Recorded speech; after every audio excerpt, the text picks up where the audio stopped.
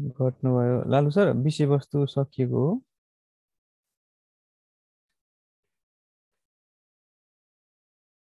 लालु सर सुन्दै हुनुहुन्छ? हजुर यहाँ हाम्रो विषयवस्तु सकिएको छ। थोरै मात्रै अलिकति जोडिहालेँ, यसैसँग सम्बन्धित भएकोले चाहिँ जोड्न खोजिहालेँ। ए जोडेर हाम्रो होमवर्क छोडिदिइहाल्नु न, अनि म पनि यतातिर गरिहाल्छु। ए हुन्छ हुन्छ सर। आज हुन्छ। हजुर हुन्छ हुन्छ। ल अब त्यस पछाडि फेरि यसलाई मैले जोड्ने भएँ। हाम्रो अर्को विषय वस्तु रहेको छ ड्रप डाउन लिस्ट कसरी बनाउने। त्यो ड्रप डाउन भनेको के होला भन्ने। हेलो हजुर राजकुमार सर। हजुर ए सर सम्झेँ, मैले सम्झेँ। राजकुमार सर आउँदै त्यो सर मैले सम्झेँ। अब सहभागी सङ्ख्या बढ्दै हुनुहुन्छ, अघि लाइन गएको थियो। म हाजिरी छोड्नुभन्दा अगाडि त्यो सूचना पनि भन्छु। ए हुन्छ सर हुन्छ। हस्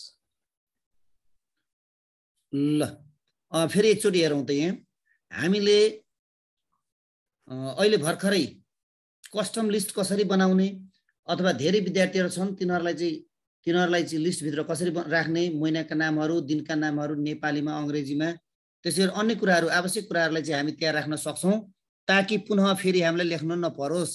जस्तै बारम्बार एउटै कुरा लेख्नु पर्ने भएमा हामीलाई चाहिँ झन्झट हुन सक्छ। त्यसलाई हामीले एडिट लिस्टमा गरेर राख्यौँ भने, कस्टम लिस्ट बनाएर राख्यौँ भने फेरि पुनः लेख्नु परेमा हामीले त्यसलाई लेखिरहनु पर्दैन। त्यसलाई हामीले अहिले गरे जस्तै कुनै एउटा विद्यार्थी अथवा कुनै एउटा हामीलाई चाहिएको एउटा डेटा लेखेर त्यसलाई ड्र्याग गर्दा सम्पूर्ण डेटा प्राप्त गर्न सकिन्छ। र अर्को रहेको छ ड्रप डाउन बनाउने कसरी। अब ड्रप डाउन भनेको के होला हेर्नुहोस् त। यहाँ मैले यहाँ ड्रप डाउन एउटा बनाइरहेको छु। यहाँ आइतबार चाहियो हामीलाई, यहाँ क्लिक गर्ने। अर्कोमा यहाँ हामीलाई कुनै एउटा अर्को चाहियो, जस्तो मङ्गलबार चाहियो, मङ्गलबारमा फेरि अर्कोमा हेरौँ, यहाँ कुनै एउटा बार चाहियो, बिहिबार चाहियो, बिहिबारमा यसरी क्लिक गर्न सक्छौँ। अब बनाउने कसरी हो, अब यसलाई बनाइ हेरौँ। सबभन्दा पहिले कुनै एउटा खाली ठाउँमा जाउँ है त। अब मैले मानिलिउँ मैले यहाँ बनाउनु पर्छ कस्तो के अरे ड्रप डाउन लिस्ट बनाउनु पर्ने छ। ड्रप डाउन लिस्ट बनाउनका लागि यो भोलिका क्लासहरूमा चाहिने भएकोले चाहिँ मैले बनाउन खोजे हो।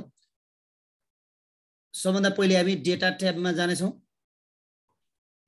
डेटा ट्याबमा जानुहोस्, लेख्दै गर्दा पनि भयो। डेटा सम्झ्यौँ, डेटा। त्यस पछाडि यहाँ डेटा टुल्स भन्ने ग्रुपभित्र डेटा भ्यालिडेसन भन्ने छ। डेटा भ्यालिडेसनमा यहाँ हामीले ड्रप डाउनमा क्लिक गरौँ। फेरि पनि डेटा भ्यालिडेसन र अन्य कुरा आउँछन्, फेरि हामी डेटा भ्यालिडेसनमै क्लिक गरौँ। त्यसरी यहाँ चाहिँ डेटा भ्यालिडेसनको यो पपअप खुल्छ र यहाँ सेटिङ, इनपुट मेसेज र एरर अलर्ट छ। यतातिर नजाउँ, हामी यीबाट सेटिङबाटै एलोमा चाहिँ हेरौँ। यहाँ चाहिँ एनी भ्यालु देखिएको छ। यहाँ हामी ड्रप डाउनमा क्लिक गर्नेछौँ र त्यस पछाडि अन्य कुराहरू खुल्नेछन्। यहाँ any value, whole number, decimal, list, date, time, text length इत्यादि। तर हामी अन्य कुरा हेर्दैनौँ। त्यो लिस्ट बनाउनका लागि हामी लिस्टमा क्लिक गर्नेछौँ र त्यस पछाडि अब यो सोर्सको कुरा आयो। यहाँ सोर्स अब कहाँ छ त, यो हामीले कहाँबाट ल्याउने। अघि हामीले कस्टम लिस्ट बनाए जस्तै अब यो कहाँ छ। अघि यहाँ त यो त खाली छ, यहाँ त लेख्न सक्दैनौँ। हामी सुरुमै जान्छौँ। यहाँ हेर्नु त, यहाँ चाहिँ हामीले पायौँ।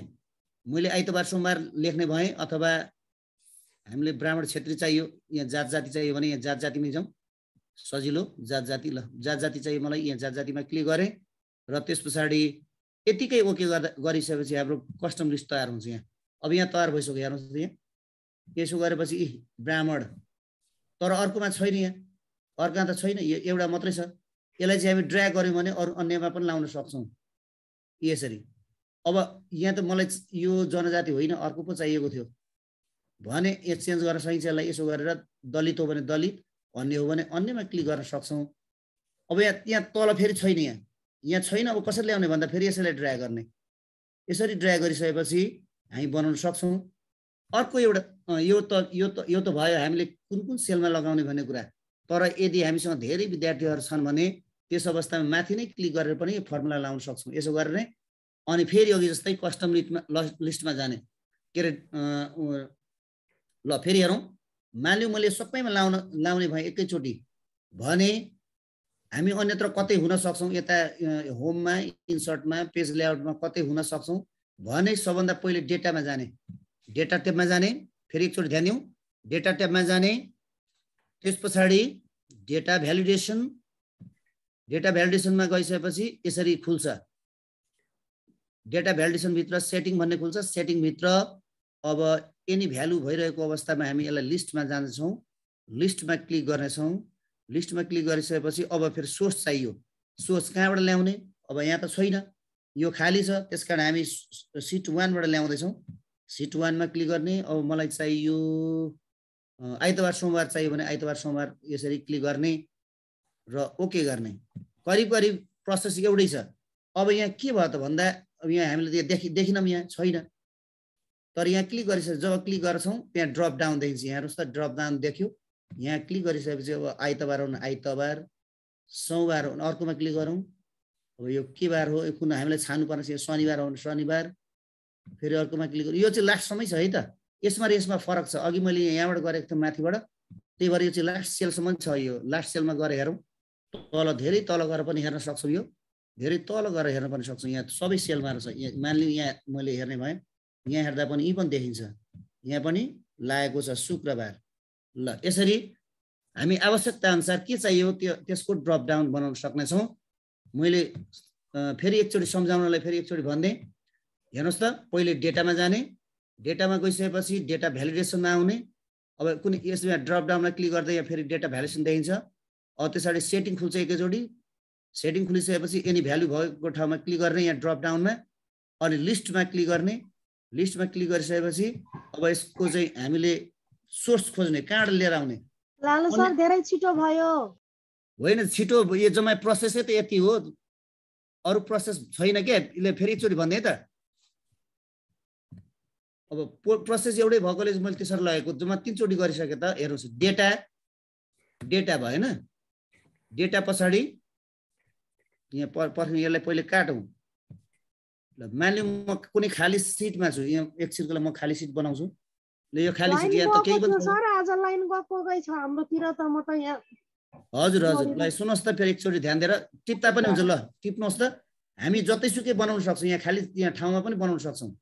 ल मानिलिउँ मैले यहाँ बनाउने विचार गरेँ, यहाँ बनाउने विचार गरेँ, अब यहाँ सबभन्दा पहिले हामी अन्यत्र कतै हुन सक्छौँ, जस्तो होममा हुँदा यस्तो छ होइन, हामीले जहाँ बनाउन चाहेका छौँ त्यहाँ क्लिक गर्ने, क्लिक गरिसकेपछि सबभन्दा पहिले डेटा ट्याबमा जाने, लेख्दै गर्दा पनि हुन्छ डेटा, त्यस पछाडि यहाँ त्यहाँदेखि अलिकति दायाँ दायाँ दायाँ सर्दै सर्दै सर्दै सर्दै यहाँ पर डेटा भ्यालिडेसन भन्ने ट्याब छ, हेर्नुहोस् त, डेटा भ्यालिडेसन,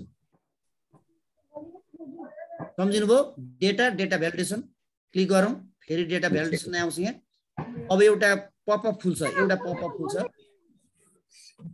अनि सेटिङमा यहाँ अन्यत्र भएको अवस्थामा होइन है त, यो एरर अलर्टमा होइन, सेटिङमा भएको अवस्थामा फेरि सम्झिनु, डेटा भ्यालिडेसन सेटिङ, यो एनी भ्यालु भएको ठाउँमा चाहिँ जाने, यहाँ ड्रप डाउनमा क्लिक गरिसकेपछि लिस्ट देखिन्छ, फेरि एकचोटि मैले सम्झाएँ थियो, डेटा भ्यालिडेसनबाट पछाडि सेटिङ पछाडि लिस्टमा आउने, यो सबै देखिएकै छ यहाँ, डेटा भ्यालिडेसन सेटिङबाट लिस्टमा आउने, लिस्टमा क्लिक गर्ने, क्लिक गरिसकेपछि यस्तो बाकस आउँछ, यस्तो बक्स आउँछ है त, बक्स, यसलाई हामी पपअप पनि भन्दछौँ।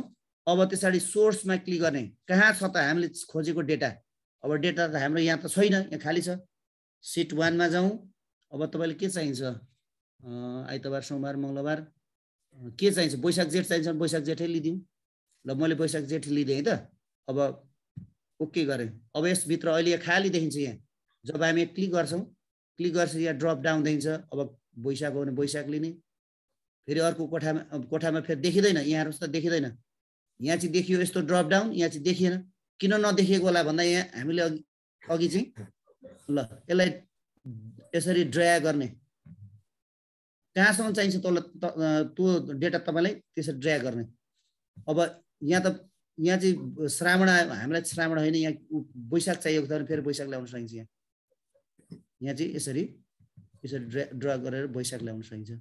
अब यहाँ चाहिँ कार्तिक छ, यहाँ कार्तिकमा पनि हामीलाई वैशाखै चाहिन्छ भने यसलाई फेरि यो माथि तानेर यसरी वैशाख ल्याउन सकिन्छ यसरी। अथवा भनौँ न महिला पुरुष के हो त्यो लेख्नलाई चाहिँ हामीलाई यो यस्ता कुराहरू चाहिन्छ।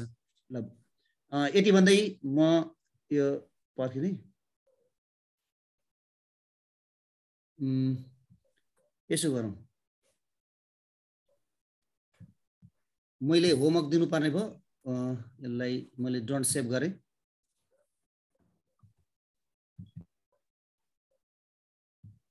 सिक्स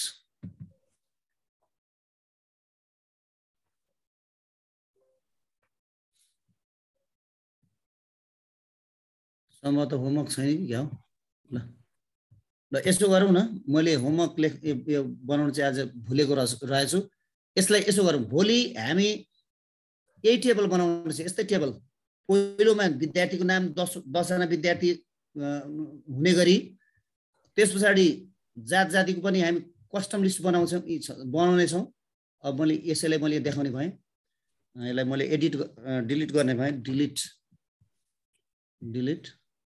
ल सुन्नुहोस् त, मैले यहाँ कस्टम लिस्ट बनाएर छु, हेरौँ त्यहाँ यहाँ क्लिक गरेपछि यहाँ कस्टम लिस्ट देखिन्छ।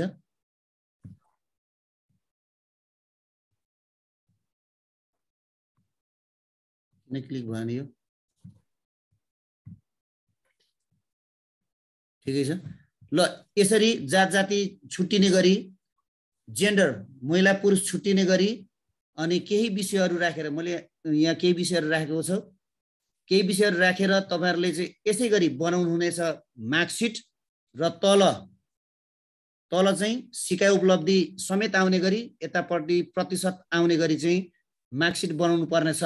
थप कुरा अस्ति पनि हामीले बनाएकै हो। थप कुरा यसमा के छ भने कस्टम एडिट लिस्टबाट विद्यार्थीको नाम ल्याउनु पर्ने छ भने यो चाहिँ ड्रप डाउनबाट यो दुईटा चाहिँ जात जाति र लिङ्ग, जात जाति र लिङ्ग अथवा कास्ट र जेन्डर चाहिँ हामीले चाहिँ यहाँ चाहिँ यो ड्रप डाउन बनाउनु पर्ने छ। यसरी बनाएर चाहिँ हामी भोलि कम्तीमा 10 जना विद्यार्थी है, बढीमा 20 जना विद्यार्थी राखेर हामी एउटा म्याकलेजर भनौँ न, म्याकलेजर बनाउने छौँ। धन्यवाद सर। ल यति भन्दै मैले आफ्नो हजुर हस् धन्यवाद सर। मैले हाजिरी छोड्नुभन्दा ठ्याक्कै एकै सेकेन्ड अगाडि एउटा सानो सूचना पनि सम्झेँ मैले। हाम्रो शुक्रबार शनिबार र आइतबार, आउँदो शुक्रबार शनिबार आइतबार हामी भोलि एक दिन थप एक्सेलको क्लास लिन्छौँ र एक्सेललाई 3 दिन जति हामी ब्रेक गरेर बिचमा हाम्रो अर्को इन्ट्रेस्टिङ सानो कोर्स छ, मोबाइल एप प्रयोग गरेर मोबाइलबाटै हामी कसरी शैक्षिक सामग्रीहरू विकास गर्न सक्छौँ भन्ने प्रोग्राम हामीले 3 दिने प्रोग्राम सेट गरेका छौँ। त्यसमा यहाँ ल्यापटप नभएर मोबाइलबाट मात्रै हेर्दैछु म त भन्ने सरमेहरूलाई पनि त्यसले सम्बोधन गर्न सक्छ। त्यसमा हामी ल्यापटप प्रयोग गर्दैनौँ, हामीले हातमा चलाउने मोबाइललाई नै प्रयोग गरेर कक्षामा चाहिने गणितीय सामग्रीहरू, अन्य सामग्रीहरू कसरी बनाउने अथवा कसरी शिक्षणमा हाम्रो मोबाइललाई भरपूर रूपमा उपयोग गर्न सक्छौँ भनेर 3 दिनको कोर्स राखेका छौँ। त्यो कोर्सका लागि हाम्रो प्रविधि मैत्री शिक्षक समाज नेपालका केन्द्रीय अध्यक्ष भूपति बस्याल सर आफै उपस्थित भएर उहाँ सहजीकरण गर्ने गरी हामीले उहाँलाई आमन्त्रण गरेका छौँ। सरसँग धेरै लामो समयसम्म उहाँलाई समय माग्दाखेरि उहाँले ठ्याक्कै 1-2 हप्ता अगाडि म त्यो 3 दिन चाहिँ जसरी पनि तपाईँहरूको लागि समय राख्छु भनेर हामीलाई छुट्याइदिनु भएको छ।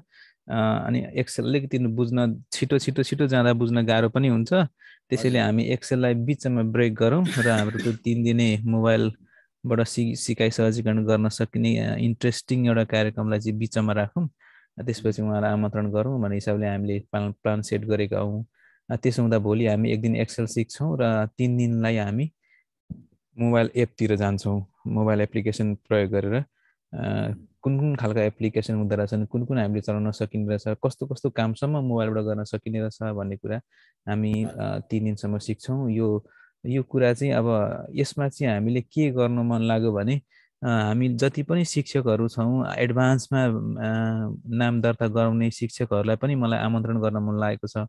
उहाँहरू सबैको इमेल एड्रेस कलेक्सन भइसकेको छ। म उहाँहरूलाई इमेल एड्रेसबाट पनि आमन्त्रण गर्छु हाम्रो फेसबुक ग्रुप छ सूचना प्रविधि शिक्षक बराक क्षेत्र भन्ने, त्यहाँ पनि नोटिस हालेर हाम्रो जुमको आइडी पासवर्डै उपलब्ध गराएर उहाँहरूलाई पनि जो सहभागी हुनुहुन्न उहाँहरू शिक्षकहरूलाई चाहिँ उपस्थित गराउनु मन लाग्यो, किनकि यो कोर्स हाम्रो फेरि एडभान्समा हुँदैन, आखिरमा यो त सबैमा चाहिने खालको कुरा हो। त्यसो हुँदा तालिममा सहभागी नहुने सर म्यामहरूलाई पनि आमन्त्रण गर्न सूचना जारी गर्ने सोच छ। हस्, यही सूचना सँगसँगै मैले च्याट बक्समा भोलिदेखि हो सर? होइन सर, भोलि हामी गर्छौँ शुक्रबार शनिबार र आइतबार चाहिँ मोबाइल एप्लिकेसन। त्यसमा चाहिँ ल्यापटप लगभग चाहिएन। अब अस्तिसम्म चाहिँ मोबाइलमा हेर्दै ल्यापटपमा अभ्यास गर्दै गर्ने सर म्यामहरू हुनुहुन्छ धेरैजना, उहाँहरूले अब चाहिँ ल्यापटपमा हेर्दै मोबाइलमा प्र्याक्टिस गर्दै गर्नुपर्ने भयो, उल्टो हुने भयो यो 3 दिन चाहिँ। एउटा मोबाइललाई हामी कसरी भरपुर रूपमा कक्षामा उपलब्ध गराउन सक्छौँ भन्ने कुरा हामी सिक्दैछौँ। ती कुरा मैले पनि सिक्न पाएको छैन, म आफै पनि इच्छुक छु कस्ता एप्लिकेसनसम्म प्रयोग गर्न सकिने रहेछ भन्ने कुरामा। उत्तम सरले धेरै सिकिसक्नु भएको छ कि यस्ता कुराहरू। उत्तम सरले धेरै सहभागी भइसक्नु भएको छ, तालिमहरू कुनै पनि छोड्नुहुन्न, लगभग जतासुकै नेपालभरिका। दिनमा एउटा नयाँ कुरा सिकेर मात्रै सुत्छु भन्नुहुन्छ। ओहो, कति राम्रो। ठिक छ सर म्यामहरू, हाजिरी पनि गर्दै रहनु होला, धेरै रात पनि बितिसक्यो, 10 पनि बज्न आँटिसकेछ। हाजिर गर्ने